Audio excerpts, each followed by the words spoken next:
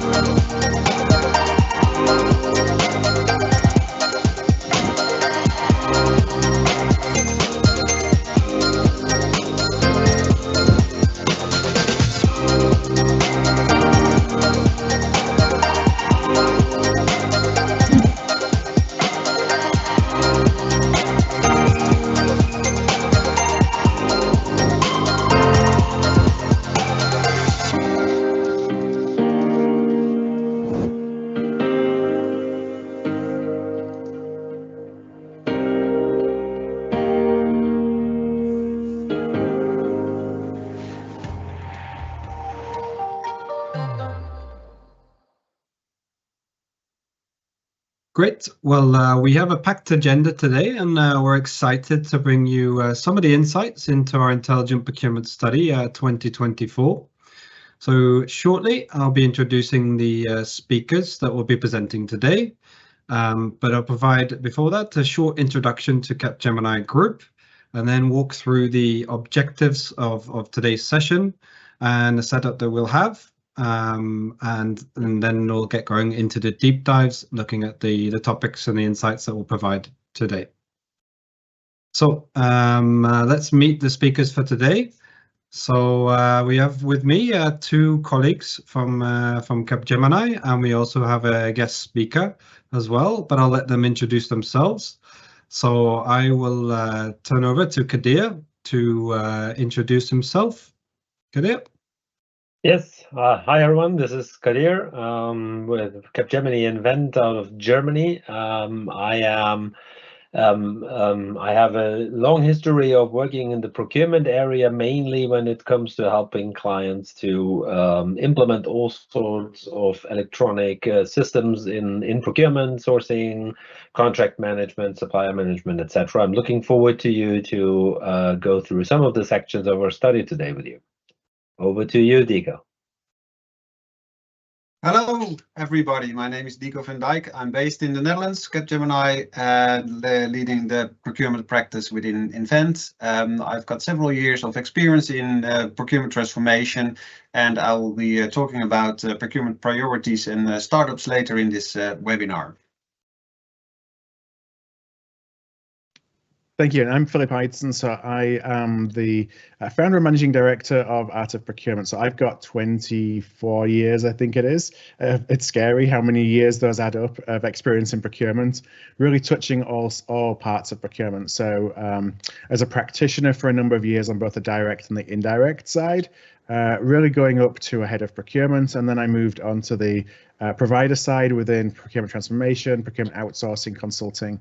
About 9 years ago, set up my own business, which was really, I'm really passionate about helping procurement as a profession think about reimagining the after possible. How do we rethink what our delivery model is, the inputs, the outputs that we can generate, and tackle change with confidence. So it's a pleasure to be on the panel today. Perfect. Thank you very much, Phil, and great to have you on board with us. So let's jump into, I want to provide a quick overview of the Capgemini Group, because this study has been conducted with team members from all parts of our group. So I wanted to give a bit of a context as to what each element within that group does. and then I'll jump on to the objectives for today. So just walking through the Capgemini group is we have Capgemini Invent, which focuses on the strategy and transformation work towards our clients. And then we have our Frog team that focuses on the strategic design, innovation, brand and customer experience. Our engineering teams are really focused on sort of R&D services and solving engineering problems. And then we have our insights and data team, which really focus on the data expertise and more technical aspects around data and hands-on work related to that. And then we have a technology practice, which is focused on technology development, implementation, and IT modernization. And finally, we have Sogeti, which is our testing and quality assurance arm. So we have a full spectrum here, and all have been involved in having the different angles towards this procurement study. So let's jump on to the next slide to walk through what we're going to be talking about today. So as background, we as Capgemini conduct this study every 2 years. And last time out, we focused on procurement solutions. And this year, we wanted to really get the areas what we should focus on from our clients and from our experts. So we polled those and what came back with 4 themes that we would focus on then for the study. And Kadir, Phil, and Deco are going to walk us through those later today, or I should say after this. And these themes are the trending topics. So this is looking at such things as sustainability and supply chain risk. And then Kadir and Phil will walk us through that. And then we'll move on to Deco that will talk us through the procurement priorities. And then we'll come back to Kadir to talk us around the technologies. And then we will jump back to Deco to look into some startups and in the procurement space. A couple of control things just before we start. So we'll go through each section with the team, and we have a Q&A for the chat. So if you have any questions, please populate in there, and we'll come to it at the end, and I'll pose the questions to the presenters. And so please, if you've got any questions, post them in there, and we'll have a look at them. Yeah, we will also make sure we have time for that at the end as well. So I think without further ado, it'd be good to jump in, and I'll hand over to you, Kadir and Phil, to talk about the trending topics. So over to you. Thank you very much, Tom. Yeah, so when it comes to the trending topics, the last couple of years have brought a high amount of change into our world, as we all know. On the one hand, we remember all the pandemic, the Russian war on the Ukraine, the multiple global supply chain disruptions that we had, and the Israeli-Palestine crisis in Middle East just recently. But on the other hand, we also see a lot of positive developments and innovations, like technological advances like AI rising up, and cultural changes like environmental and social responsibilities pushing forward. So we have asked our clients, customers, and external experts, what are the key trending topics that they see that they are dealing every day today, and we selected the most often mentioned topics that you can see on the slide here, and have explained that in our study, and also showed our personal views on that. So one of the topics, of course, is sustainability and the need to reduce the carbon footprint and make an impact on that. Another element was, of course, the inflation that grew unexpectedly throughout the world, actually, and what are the mitigation strategies to keep these inflation risks under control.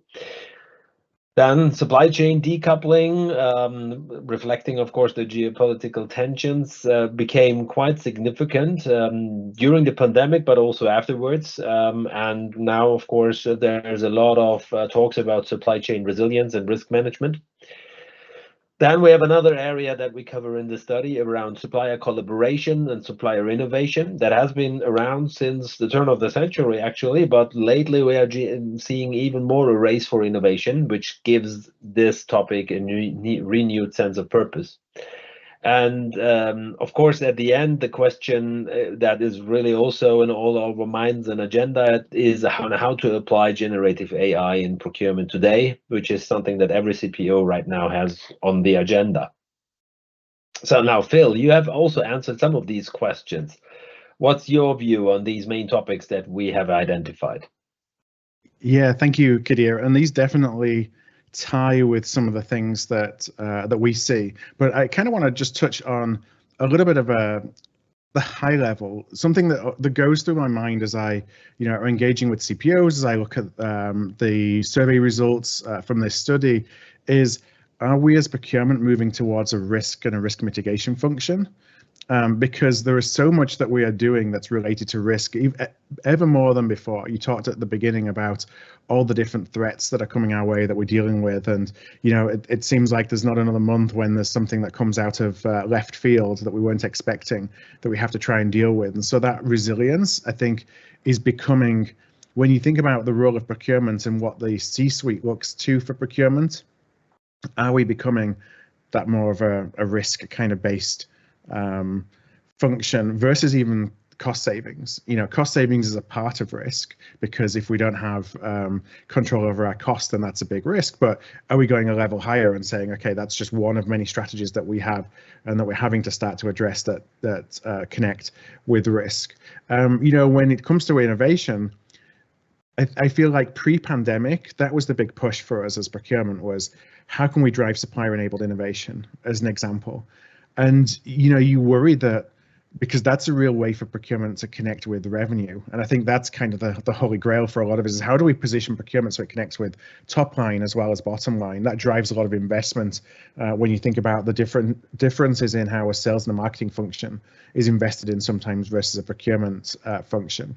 And are we losing that a little bit because of the focus on risk as opposed to focusing on the top line? And so I do get a little bit concerned about that. Then when we go through, we kind of look at some of those on the kind of top level of what the findings were. The first one was sustainability and carbon footprint reduction.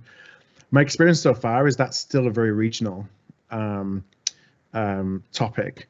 And I sit here in Florida in the US, but a lot of our community is still European based, and so it's it's a given in Europe that is something that procurement organizations and companies at large have to really focus on and build into their supply chains.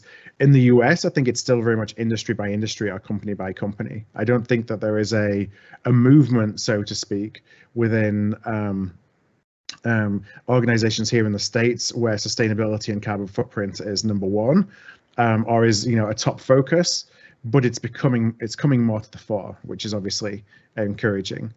From an inflation and risk management perspective, what's been really interesting to me is, you look at inflation and typically when you think about cost savings from procurement, it's, we've had this price input cost stability, let's say, inflation typically running, 0 to 3% everywhere around the world.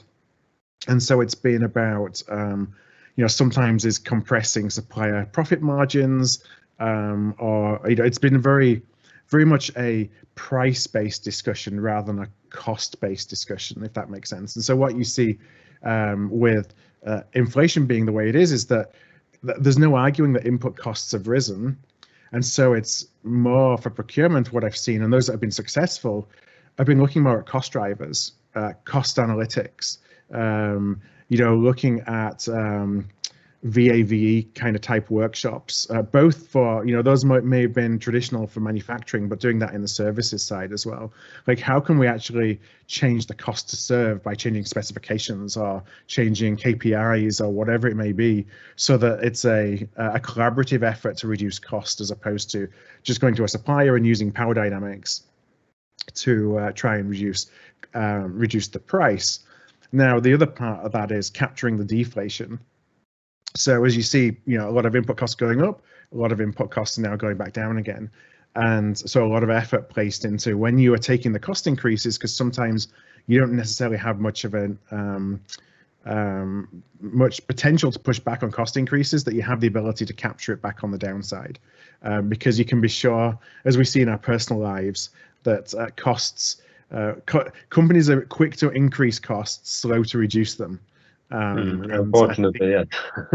And I think that's been the ones that have managed this inflationary environment the most effectively have had mechanisms in place to try and capture it back on the downside as well as the upside. So, just giving, not necessarily changing the price from a fixed perspective on the way up, but, allowing, I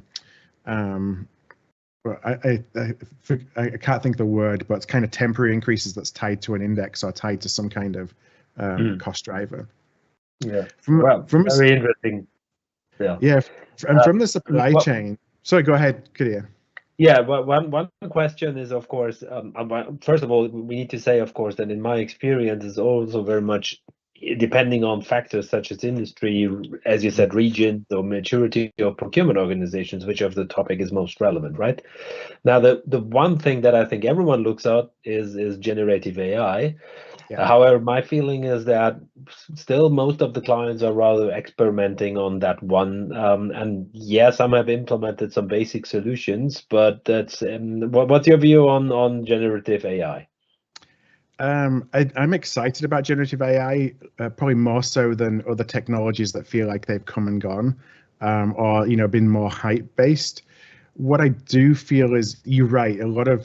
We're still, in some cases, when you think about maturity, implementing some of the standard kind of solution sets that have existed for a long time, as opposed to, and I think you have to get the basics, those building blocks in place before you necessarily start thinking about how generative AI can help me. But on the other hand, I think that generative AI will end up being, it's embodied within the tools that we buy, as opposed to something that you go and say, okay, I'm going to go and buy a generative AI thing that I plug on to what I've already got. It's more likely going to be embedded into what you already buy. I'm interested in, as you go into LLMs and the learning language models, of being able to ask questions of data. That's to me is really exciting, is that for so long, one, we've struggled with data quality, but two, we've then struggled with how do we understand what's going on within the data, and being able to use the technology to start querying data in ways that we can't when we have to go and figure out how to run reports is going to be really interesting to me as well. Yeah, very good. Thanks very much for your insights, Phil. I fully agree to them. It's also our current observation that we are still in experimentation mode, but yeah, sometimes experimentations are cool as well. Now, very quickly, maybe in 1 minute, I know that's tough, a hard question. Yep. What to expect for the near future? Handing over the crystal ball to you. Yeah, getting my crystal ball out. I think there's a lot of unknowns. I think that you talked about experimentation. Experimentation is going to be what happens right now with technology. And I think that procurement leaders need to embrace and drive the changes that are coming through technology. Some of them are unknowns. But what I will say, the whole theme of this has been about intelligence. For me, that's the big thing. When you think about the purpose and the purpose of procurement in the future, it's how are you taking advantage of all these new things that we're going to have access to drive what we call differentiated decision making. So how are you going to provide different outcomes to your organization than if they did it themselves, if they went and bought something themselves? That's where I think the focus should be, and how we think about corralling all these new things that we're going to have access to over the next few years. Cool, awesome. Thanks very much for your insights, Philip. And yeah, with that rounding up, as you see, a lot of important topics are around there. We have, as I said, highlighted in the study a couple of them. And yeah, handing over to you, Dico, to the next section, which is around procurement priorities.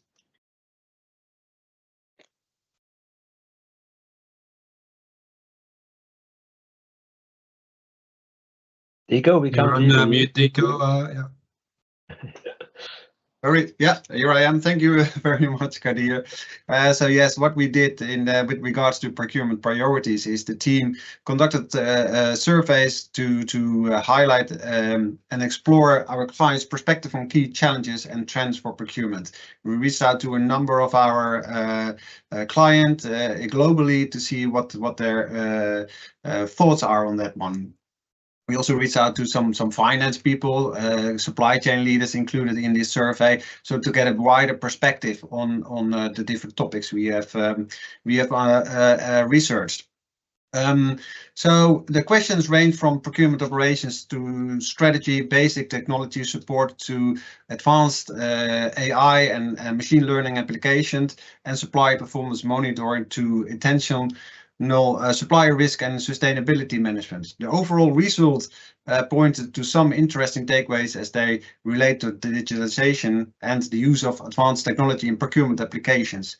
The importance of risk and sustainability, both in operations and supply chain management, and the skill sets required to enable the procurement functions. We identified during the survey 4 challenges, which are the recognition of the change and the trends and prepare yourself for it. What can or is the impact of these challenges and trends, and how can you actually recover from them, and how can you manage them? To stay competitive, you need to understand how your organization can adapt those kind of changes. What kind of things need to change? Is it a way of working? Is it the system? Is it tooling, processes, everything around that part? Fourth, the procurement function plays a more and more important role within the companies. Understand the importance of your role as procurement professional, as CPO in your organization, and what impact can you actually have. Generally speaking, we see that more and more the procurement role is climbing up in the organization and gets more importance for the strategy discussions as well.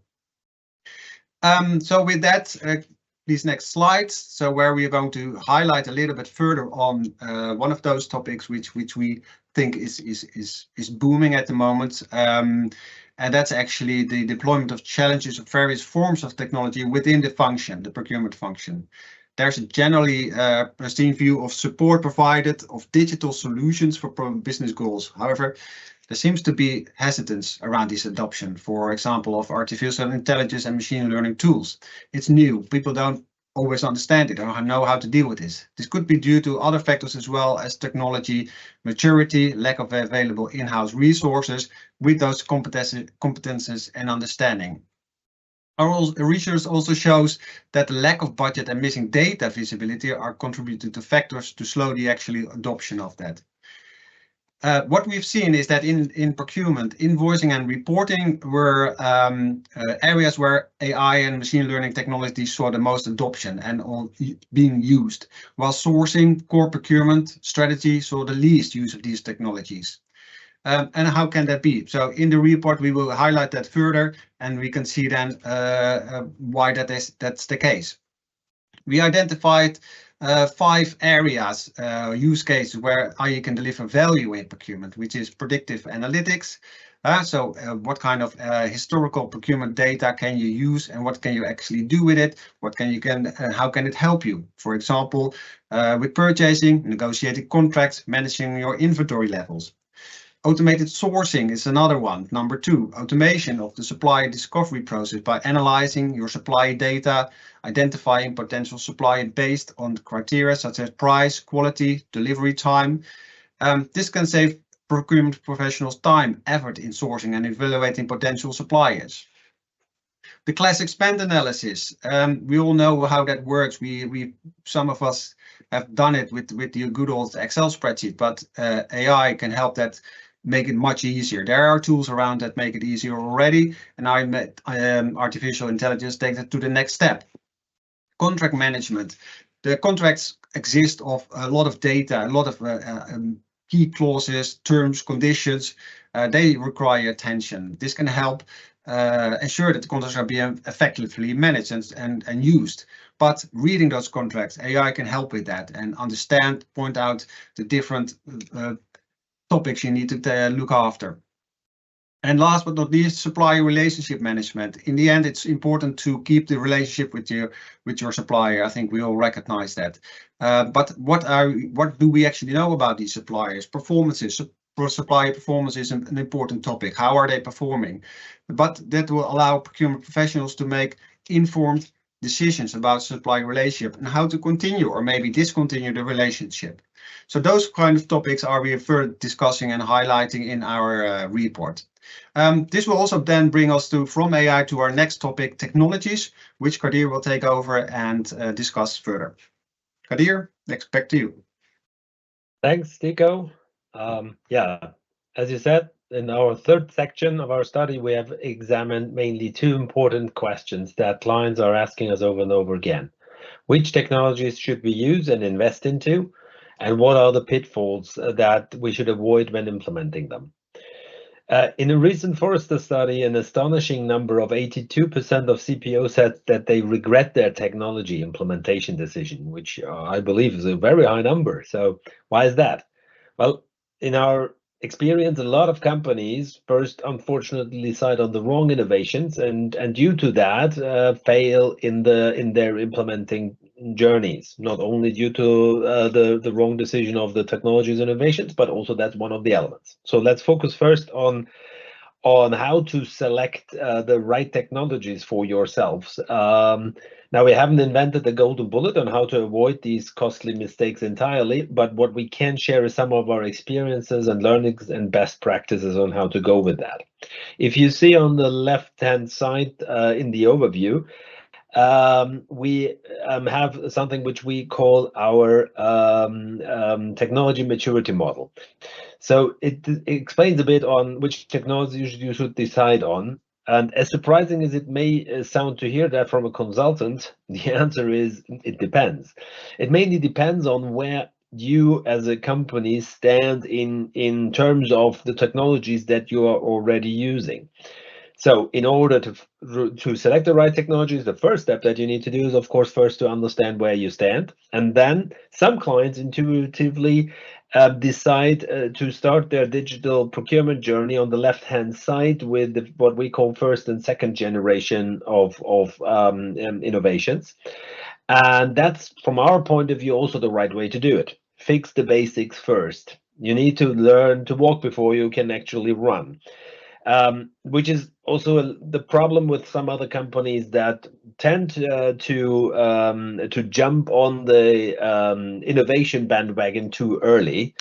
Let me take an example and explain that on data-driven technology, for instance. If you haven't established a digital S2P solution to capture and collect all of the required data, and Phil just talked about the importance of this topic around data as well, well, then the more advanced technologies like predictive analytics or AI with data, etc., won't really work even if you implement them because the basic and foundation is lacking. You haven't taken enough time to improve data quality or to get your data models in line, and therefore it's important to start with the seemingly more boring stuff. So it's of course much more interesting and tempting to do the cool, innovative stuff on the right-hand side.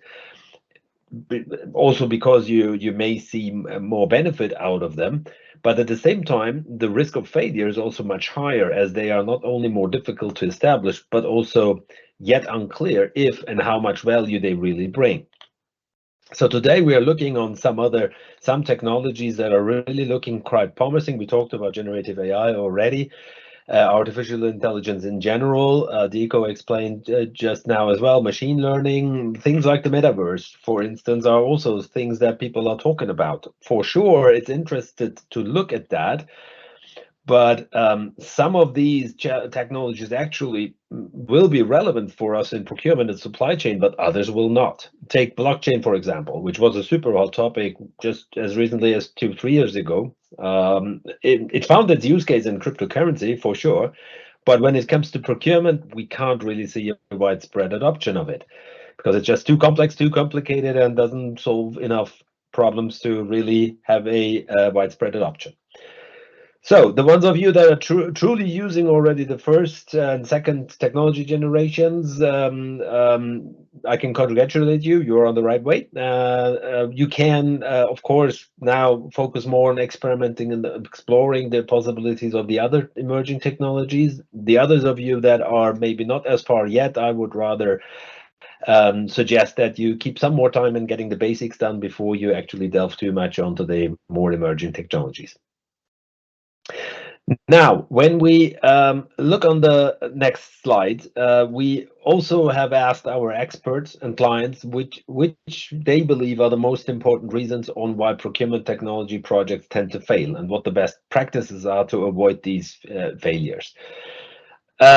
Most companies tend to be overly ambitious in their projects, have unrealistic expectations, and are running too many projects in parallel. So there, clearly, we recommend work in an agile way, use hybrid and agile implementation methodologies, and consider pilots, MVPs where applicable.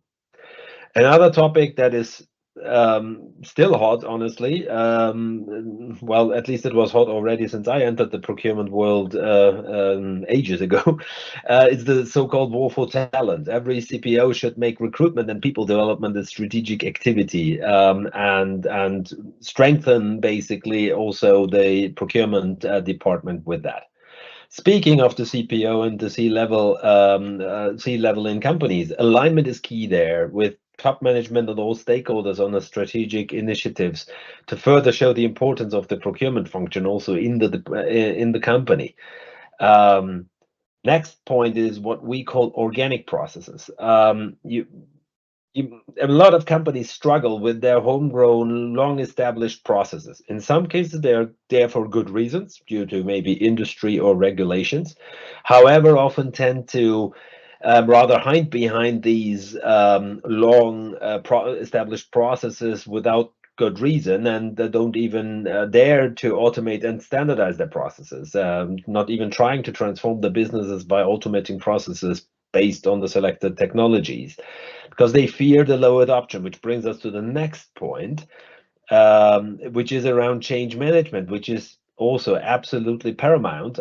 Unfortunately, however, we often see that clients are cutting down on the change management activities very, very early. And that's, on the contrary, we say change management, you need to be engaged early with training and development tailored to stakeholder groups and using new technologies like digital adoption tools. And last but not least, again, back to the topic of data, optimizing the usage of data through, for instance, using of middleware, standardizing the integrations, using focus on data management, on data object models, and also on data quality. That's super important as we see it, and that was also the outcome of our research that we did with our clients and our experts. So if you now again say you're to yourself, yeah, this is already what we're doing, then I can again congratulate you on that. Most likely means that you are really doing stuff good. If not, then maybe this was a good inspiration for you on what could be some of the topics that you can work on your future digital transformation journeys.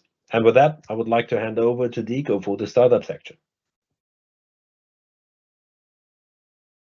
Thank you, Kadir. Yes, startups. So what are startups? So I was at the Digital Procurement World in Amsterdam a year ago, and there were a lot of startups there. And I was thinking, okay, what do all these companies do, and how can they help their procurement function? And actually, that created the idea of looking into these startups. What do they do, and how can they actually help us? So we first had an insight in what is actually a startup. How can we define a startup? So we made a decision that, okay, headcount maximum 150 people, maximum 7 years in services, and come up with a solution that's innovative. So make sure that what they are offering is kind of unique, kind of different than other companies are already offering. So that's what we looked at. Yeah, and also that we had quite a long list of over 40 startups defined and found in different places on LinkedIn, on internet, and everything. So we made that list to a short list of about 10 startups, which we wanted to further investigate and also talk to them and see, okay, what do you do? What makes your company unique? So we conducted some interviews with the shortlisted startups to get a good insight in their strategy, what kind of innovation is it, challenges they see, visions for the future, and of course, how can they actually help the procurement function and the people that are working there as a professional. So the shortlist promising candidates and dove deeper into the specific unique offerings they are making. The topics including supplier discovery, sourcing, supplier management, contract management, and spend management reporting. Further, two significant trends shaping the procurement sector are highlighted: sustainability and artificial intelligence. All of these 7 topics that are quite important in that respect, and helping the procurement function to work better, so to say. So supplier discovery. The first phase in the procurement process involves finding suppliers who serve as the foundation for many later tasks. Sourcing, of course, critical aspects in making informed strategic decisions concerning where and how to acquire the necessary resources and goods and services. Supplier management, it involves managing your relationship with the supplier, ensuring a seamless flow of goods and services, making sure that the supplier makes a step ahead of you, so that he is helping you and work as a partner. That also is all black and white in your contract. It's about administrating contract suppliers and how actually can that be done, and help with artificial intelligence. Spend managers, reporting analytics. There's a lot of data coming out of everything that has to do with procurement, but how do you actually put it in a nice dashboard, and how should you read that dashboard, and how can you actually put that in your strategy on your supplier performances, cost savings, potential areas of improvements. All those kind of experts is what we've discussed with our 10 startups, which you will see on the next slides, which we have conducted the interviews with. So here you will see the startup we have interviewed with their logos on it. We will not go into detail in this webinar to see what they actually all doing. You can all read that back in our study, which will be downloadable after this webinar. You will get a QR code where you can scan it.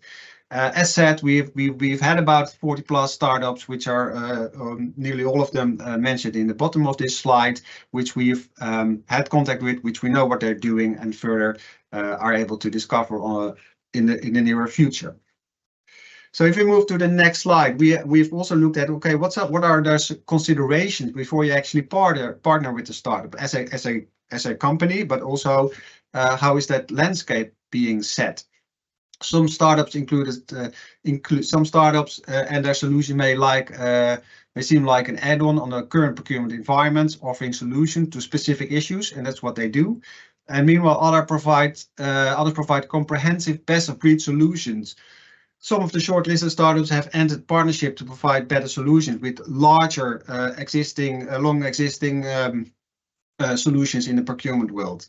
While the return on investment is essential, the priority should be on solutions offering strategic decision support, regardless of current solutions and companies' needs. It's crucial for businesses to carefully weigh the pros and cons of new technologies, seek expert advice before actually deciding what's their best fit, what will fit best for your company.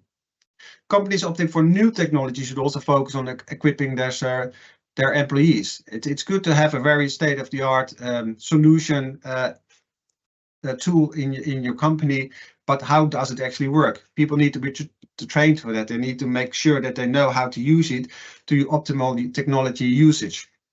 If executed correctly, new technology can enhance the company's productivity efficiency, leading to better and overall performances in the procurement function, and eventually also contributing to the company's targets. Additionally, it's vital to understand that a new technology is not a one-size-fits-all solution for businesses. You really need to focus on what do I want, what's my need, and who can actually help me with that. Some businesses may need help with implementing automation due to high state-of-the-art development and maintenance costs, while others may need specialized technical expertise. At Capgemini, we assist businesses in implementing these new technologies through our customized technology transformation journeys. That can be on the business side, but it can also be on the technical side. Often there's a tailored approach required, as new technology isn't universally applicable. It requires tailored implementation, looking at the current processes within your company. Businesses have diverse needs with customized solutions. Those solutions we are happy to help you with. With that, I would like to conclude the 4 topics of this webinar and our study. We hope you enjoyed the content of it, and of course, like I already said, the study will be downloadable after this webinar. I'm now going to hand back to Thomas for the Q&A session.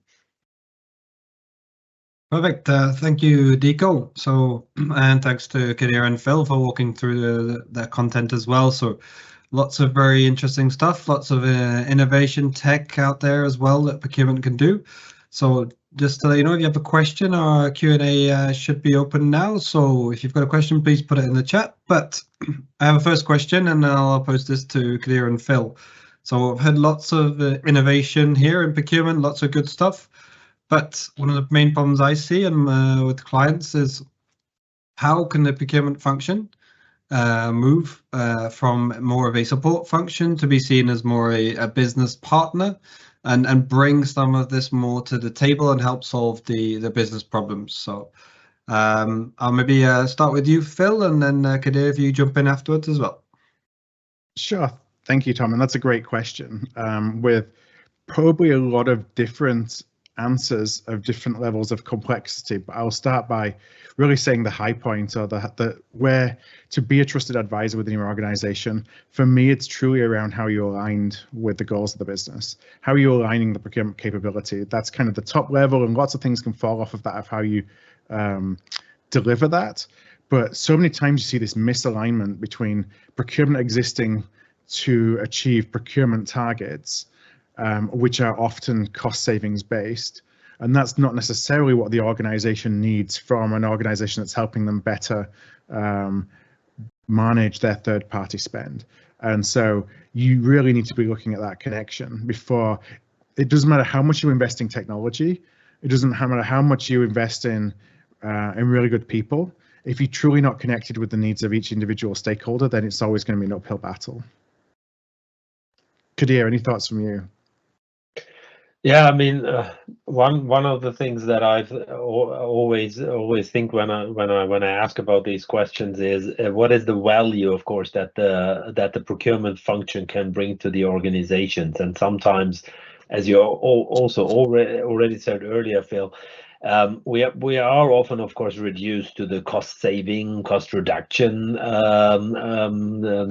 part of the company, and it's often overlooked that the procurement organization actually sits quite in the middle of the process. When you think about the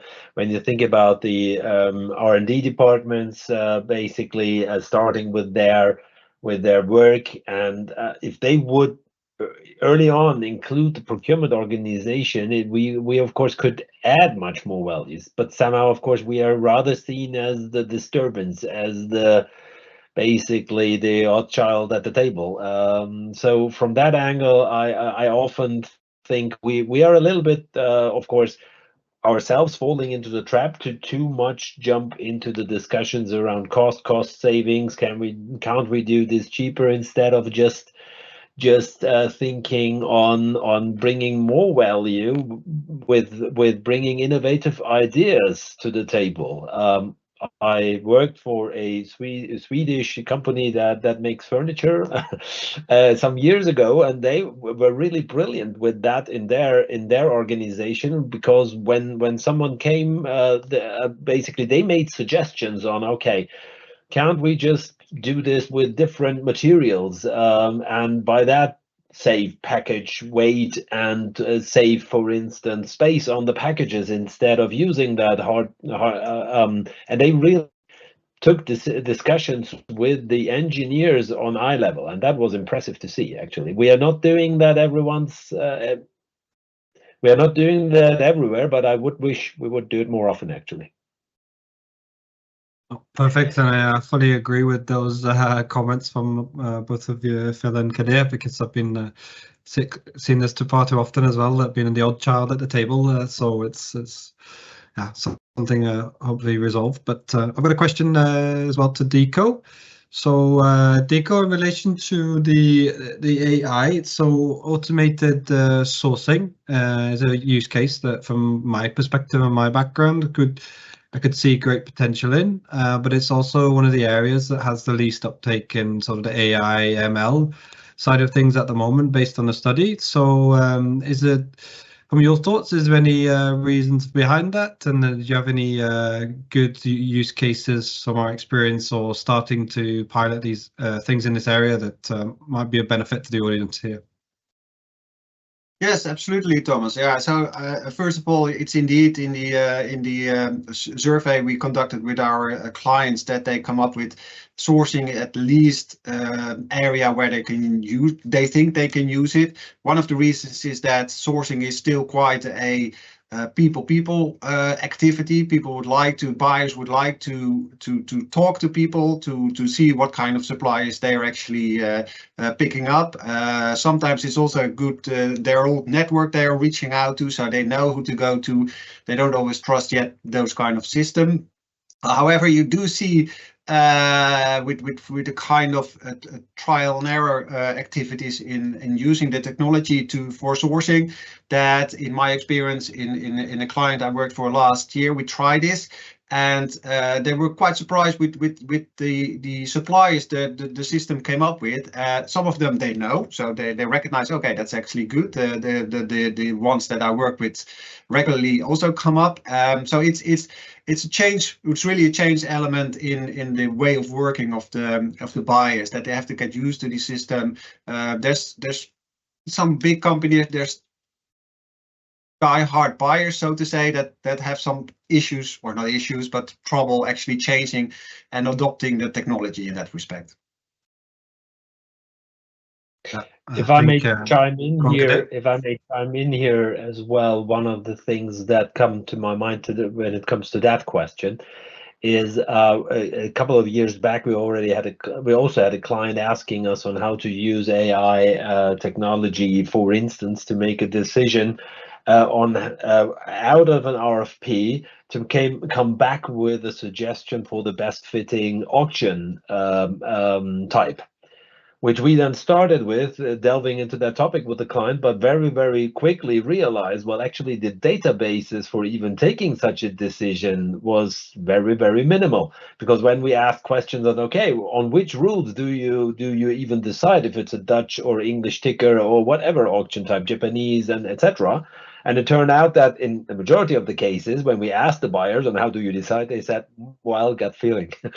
and then you can very hardly tell an AI system on how to pick the right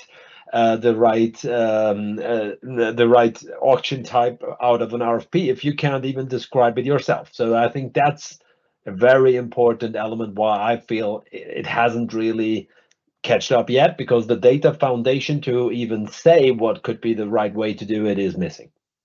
Can I just jump in on that as well? Because I think that's a great point, Kadir. And what it makes me think about is the challenge and the ongoing challenge that we still have with supply discovery. You know, supply discovery has been one of the challenges I think that we've had as a procurement profession for many, many, many years. And a lot of organizations have attempted to solve for supply discovery, but I'm not sure that yet any has particularly hit the mark where we can do supply discovery, where you can plug in, you know, a tool that does supply discovery at scale that's automated. Because so many times that happens, you know, that's an area where I feel like we still need that the human touch. And I know that there is technology that is being developed now that is aiming to use AI and use LLMs to try and you know, improve supply discovery. But if an autonomous sourcing tool can't pick the right suppliers, then the rest of it is kind of it doesn't matter what the rest of the tool can do. Great.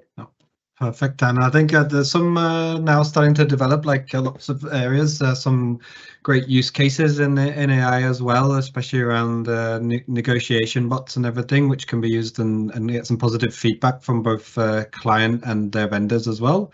So there's some very interesting stuff coming up in this space. But I have a question in relation to the technology section then, Kadir and Phil. So a lot of it with technology, we talked a lot about the problems with the way technology can be deployed, but is there a way to basically run better pilots so we can try out this new technologies without having the risk of, you know, with the actual, let's say, operation of the business. So we can test these technologies out in a bit more of a safer environment with the business, get them more involved. Do you have any comments on that, Kadir? Yeah, of course. I mean, as I said, working in a MVP, a most valuable product thinking helps. Of course, first of all, the hardest part is, of course, to the MVP. That's not easy, because of course if you see some new technologies, new solutions, you tend to we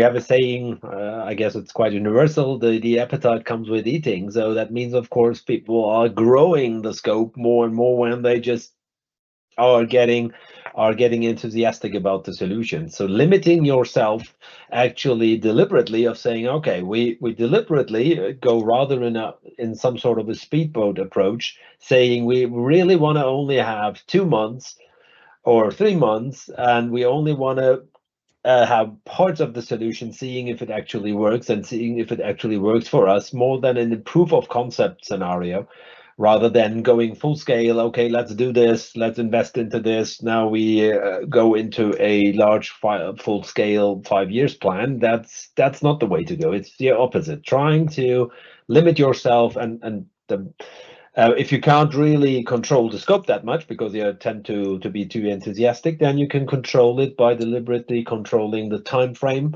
or the budget or both. And then by that, you cannot do everything. You need to go in a rather piloting way. That would be my answer on that one. I don't know if any one of you, Phil, or you, Dico, have made other experiences when it comes to this. I think the only thing that I would add is, and this may be obvious, but as you're thinking about that pilot program, is if you're thinking about where to apply that to, like, is there an area of spend that you want to apply that to, or is there a business unit, or is there a manufacturing plant, or whatever it is you're going to carve out as the area of the pilot, is, you know, make sure it's somebody who's an advocate for procurement, somebody who's willing to, you know, kind of co-lead a pilot with you or an MVP, or you know, is not shy of offering constructive feedback for things that worked and didn't work, but that it's not going to damage your relationship. It's somebody in the organization that actually sees it as a, they want to experiment with you because they already believe that what you do in procurement is a value add for them. Great stuff. Okay, I had another question. So we talked a little bit around supply chain resilience and quality, but a question to all three of you. How do you basically make the balance between cost and whilst maintaining quality, and then adding in supply chain resilience? I guess, Dico, maybe come to you first on that one.